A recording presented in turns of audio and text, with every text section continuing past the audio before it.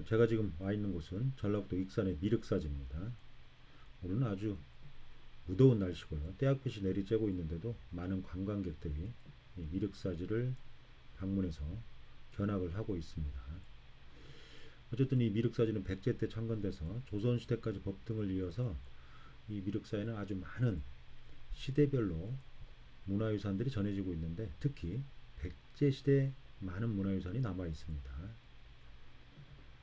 특히 이 백제는 우리나라 석조 문화, 석조 미술의 대표적인 나라고 우리나라 석조 미술의 어떤 본격적인 시작 시기였다고 할 수 있을 만큼 아주 중요한 그런 나라였다고 할 수가 있는데요.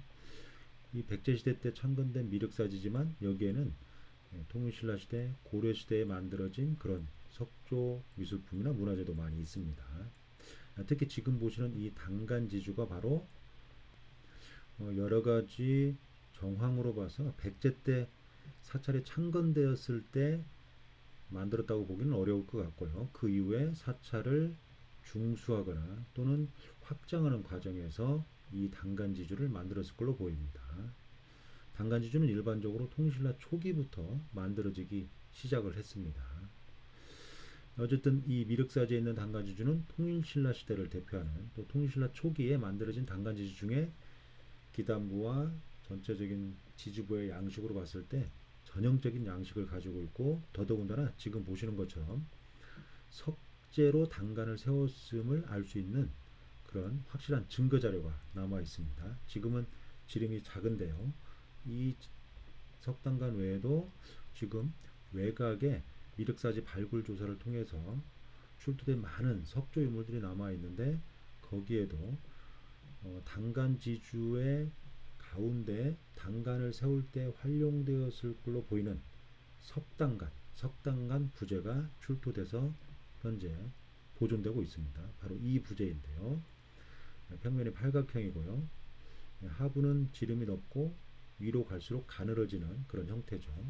그래서 아랫부분 모습인데 단간과 단간, 그러니까 상부와 하부를 어떻게 연결시켰는지를 알 수가 있죠. 겹쳐서 중간에 구멍을 내서 철로 만들어진 무언가 고정시키는 홈을 만들고 그 사이에 띄웠다는 걸 알 수가 있습니다. 그걸 간이라고도 할 수 있는데요. 어쨌든 이 부분이 상부입니다. 위로 올라가면서 좁아지는 형태인데 상부가 절단되어 있죠. 그래서 어떤 이유로 붕괴되거나 또는 뭐 인위적인 어떤 현상에 의해서 절단되었음을 알 수가 있죠. 방금 보신 그 작은 부재와 연결될 수도 있습니다. 근데 작은 부재는 지름이 작기 때문에 이 부재하고는 연결되지 않을 것 같습니다. 이 외에도 현재 국립익산박물관 실내 전시실에 지금 보시는 것처럼 파편화된 부재들이 남아 있습니다. 가운데 부재를 보시면 상부가 어떻게 연결시켰는지 알 수가 있죠. 어쨌든 현장에는 가장 좁은 형태의 이 단간이 남아 있고요. 석조물이 모여 있는 곳, 그 다음에 박물관 내부 이렇게 여러 곳에 나누어져 있습니다. 어쨌든 익산 미륵사지 단간지주는 기단부 위에 두 지주를 세웠고 그 두 지주 사이에 지금 보시면 사각형 형태의 간대석, 다시 말해서 단간을 받는 겁니다. 방금 보신 석재 단간을 저 위에 올려서 고정을 시킨 거죠. 근데 사각형으로 돌출시켜서 놔놨고 하부에 원형의 홈이 있습니다. 이걸로 봐서 이 단간을 받치는 간대석의 형태에 따라서 이 단간을 나무로 세웠는지 철로 세웠는지 석재로 세웠는지를 대략적으로 추정할 수 있는데 이 미륵사지 단간지주는 석재, 돌로 만들어진 단간을 높이 세웠을 걸로 보입니다. 아주 육중한 하중을 받기 때문에 기단부를 견고하게 구성을 해야 되겠죠. 그리고 워낙 무겁기 때문에 단간지주에도 서로 연결시켜서 무너지지 않도록 견고하게 고정을 시켜야 됩니다. 그래서 지주부 안쪽 면에 작은 구멍들을 내서 거기에 연결시키는 장치를 한 거죠. 지금 보시면 하부에 하나가 있고요. 그 다음에 중간에 하나가 있고 윗부분에 하나가 있습니다. 물론 관통되지는 않았지만 구멍은 작지만 아마 굵은 그런 어떤 고정을 시킨 시설을 했을 겁니다. 그리고 상부에도 이와 같이 간구라고 해서 별도의 홈이 있습니다. 그래서 지주부에 있는 것은 간공, 그 다음에 상부 안쪽면 꼭대기에 있는 것은 간구라고 합니다. 그 형태를 보고 한자화 시킨 거죠. 어쨌든 이와 같이 지주부 안쪽면에 간공을 만들어서 단간과 연결을 시킨 겁니다. 단간을 이렇게 둥그렇게 올가맸든지 아니면 가운데 구멍을 시켰든지 그건 정확히 알 수는 없지만 아마 견고하게 고정을 시킨 홈이라는 걸 알 수가 있고, 자세히 보면 홈의 상부가 경사지게 깎여져 있습니다. 그래서 위에서 아래로 눌러서 간을 고정시켰다는 걸 알 수가 있죠.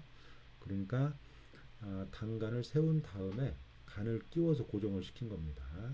나무로 만들었을 경우에는 그냥 단간을 줄로 잡아당겨서 세운 다음에 고정시키는 게 용이하겠지만, 철이나 돌로 단간을 만들었을 경우에는 고정시키는 게 보통 일이 아니었을 겁니다. 또 세우는 것도 보통 일이 아니었겠죠. 아마 많은 인력이 동원돼서 세웠을 걸로 보입니다.